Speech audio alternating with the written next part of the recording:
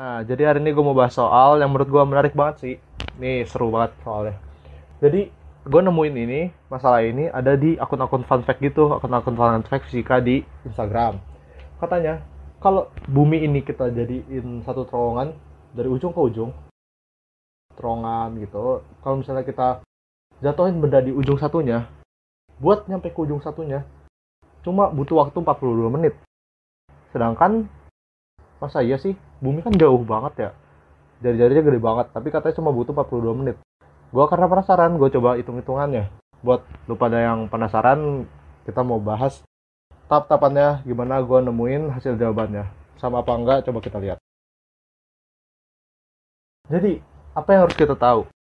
Kita harus tahu kan, gerak benda dari ujung sini ke sini itu, geraknya jenisnya apa? Apakah GLBB? Apakah GLB? Atau ada gerak lainnya?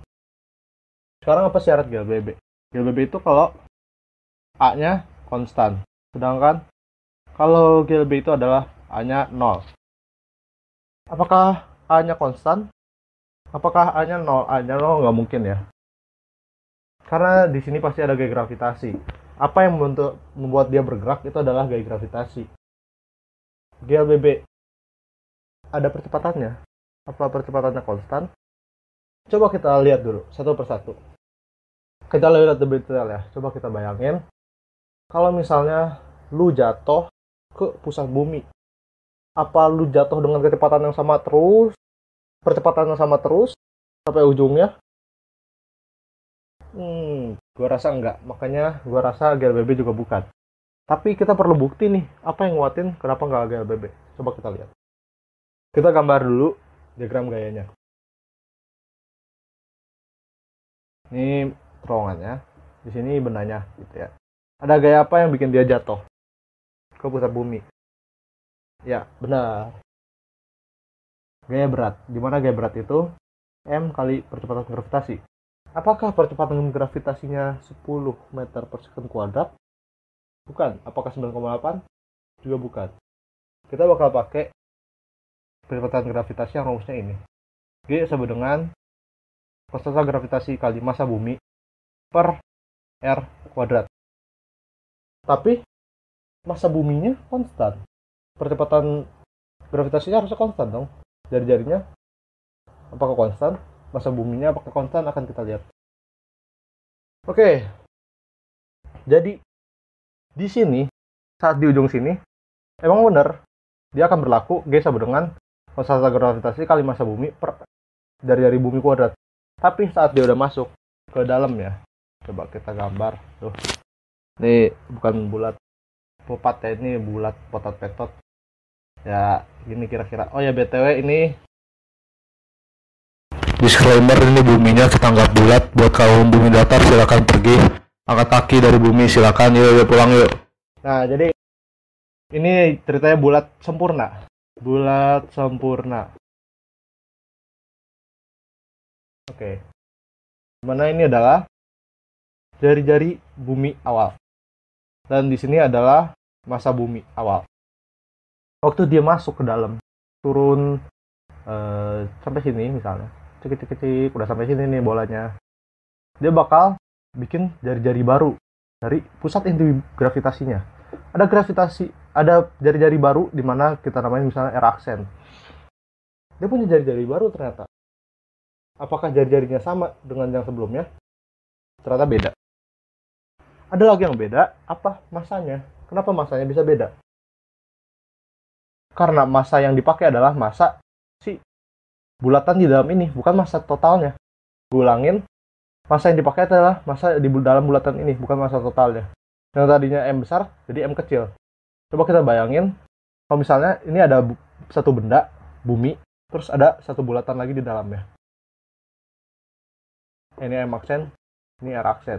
Ini semacam kayak dua planet yang berbeda, tapi yang satu tuh ada di dalam planet yang lainnya. Kebayang? Harusnya kebayang. Nah, jadi ini adalah dua benda yang udah berbeda. Jari-jari dan massanya. Apakah ada yang sama? Kita anggap massa jenisnya sama. Rho sama dengan rho aksen. Kita anggap ini masih punya tanah yang sama, punya lapisan yang sama, dan sebagainya. Kita anggap masa jenisnya masih sama. Berarti apa yang harus kita cari? Kita akan cari masa aksen atau masa si planet baru ini. Buat kita tahu percepatan gravitasi saat di planet baru itu berapa. Atau kata gampang ya, percepatan gravitasi di kedalaman tertentu bumi itu berapa. Kita coba cari pakai perbandingan. Rho awal adalah M per V awal. Ini berarti M aksen per V aksen. V-nya volume ya. Ini V besar. Volume bola atau bulat sempurna itu apa? 4/3 R kubik. Kemudian M per 4/3 aksen kubik. Ini bisa kita coret. Berarti M aksennya adalah R aksen kubik dibagi R kubik kali M. Kita dapat masa si planet barunya atau masa bulatan di kedalaman tertentunya. Kita bisa masukin ke sini nanti. Kita pindahin dulu salah BIM. Jadi M-nya bisa kita substitusi ke sini karena ini adalah M aksen dan ini adalah R aksen. Buat mempermudah notasinya, gue mau ganti si R ini jadi Y aja. Soalnya ini gue anggap dia tuh geraknya di sumbu Y. Kita masukinlah si M aksennya ke sini. Y besar, Y dari R aksen jadi Y bagi R kubik M dibagi Y kuadrat. Di sini ada yang bisa kita coret.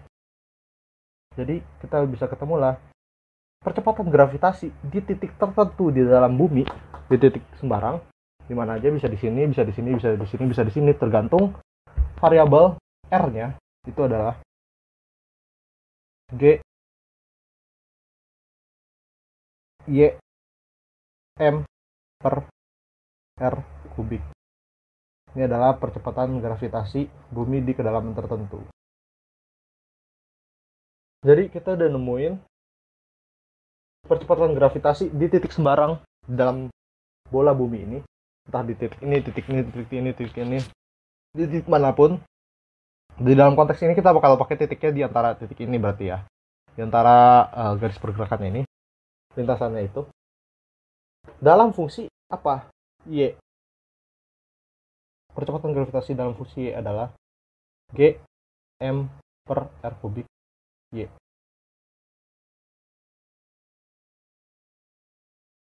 Ini dia. Dimana Y itu adalah jarak titik ke pusat bumi. Jadi Y itu adalah jarak titik akhir ke pusat buminya. Kita udah ketemulah berapa G-nya. Buat nentuin dia percepatan gravitasinya berapa. Karena percepatan gravitasinya ini adalah dalam bentuk fungsi, berarti percepatannya tidak konstan. Gue ulangin, karena percepatannya dalam fungsi Y, berarti percepatannya nggak konstan. Kita bisa input nilai-nilai kan di sini, Y sama dengan 1, Y sama dengan 2, percepatannya beda-beda di tiap titik. Berarti ini bukan GLBB. Terus apa? Kita harus ngebayangin apa yang akan terjadi ke benda ini. Sorry, ini kurang bawah ya. Apa yang akan terjadi ke benda ini?